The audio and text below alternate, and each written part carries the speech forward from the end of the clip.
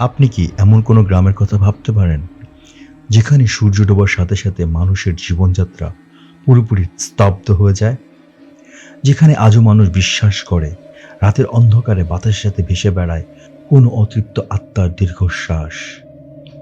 ভারতের ঝাড়খণ্ডের রাজ্যের গহীন অরণ্যে লুকিয়ে আছে এমনই এক গ্রাম, সিরাইচি। স্থানীয় ভাষায় যার অর্থ ডাইনির মুন্ডু বা হুইচ হেড। আজকের রহস্যচক্রে আমরা জানব এই গ্রামের সেই হাড়হিম করা ইতিহাস, যা শুনলে আপনার গায়ের লোম খাড়া হয়ে যাবে। তাহলে ভিডিওটি না টেনে সম্পূর্ণ দেখুন।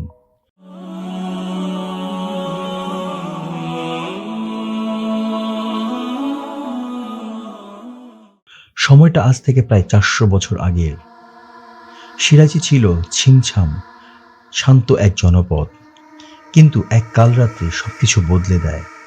গ্রামের এক শিশু হঠাৎ অসুস্থ হয়ে মারা যায়, আর কুসংস্কার আচ্ছন্ন গ্রামবাসী এর দায়ী করে চাঁদমণি নামের এক বৃদ্ধাকে। অপবাদ দেয়া হয় সে একজন ডাইনি।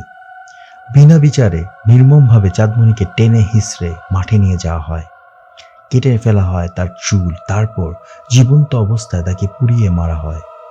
আগুনে লেলিহান শিখায় দগ্ধ হতে হতে চাঁদমণি সেদিন গ্রামবাসীর দিকে তাকিয়ে শুধু একটি কথাই বলেছিলেন, তোমরা আমার রক্ত নিয়েছ, আমি শপথ করছি এই মাটি কোনোদিন শান্তি পাবে না। সেই অভিশাপ আজও দাঁড়িয়ে বেড়াচ্ছে এই জনপদকে। চাঁদমণির মৃত্যুর পর থেকে গ্রামের শুরু হয় অদ্ভুত সব ঘটনা। স্থানীয়দের দাবি, রাতে কেউ ভুল করে দরজা খুললে দেখতে পান এক নারীর মূর্তি দাঁড়িয়ে আছে। তার কোনো মুখ নেই, কিন্তু চোখ দুটো আগুনের মতো জ্বলজ্বল করছে। এখানেই শেষ নয়, গবাদি পশুর মৃত্যু, শিশুদের নিখোঁজ হওয়া, সব মিলিয়ে গ্রামটি এক মৃত্যুপরীতে পরিণত হয়েছে। গ্রামের পুরোহিত পর্যন্ত ঘোষণা করে দিয়েছে ডাইনির আত্মা এই গ্রামে বন্দী হয়ে আছে। তাই আজও গ্রামের প্রবেশপথ সাইনবোর্ডে অঘোষিত সতর্ক ঝুলে থাকে। সূর্যাস্তের পর প্রবেশ নিষেধ, কারণ অন্ধকার নামলেই নাকি বাতাসে শোনা যায় সেই ডাইনির হাড় হিম করা অট্টহাসি। এই গল্প কি শুধুই কুসংস্কার, নাকি এর পেছনে আছে কোনো কঠিন সত্য? এই প্রশ্নের উত্তর খুঁজতে 2017 সালে এক সাহসী গবেষক ও সাংবাদিক পা রাখেন সিরাইচি গ্রামে।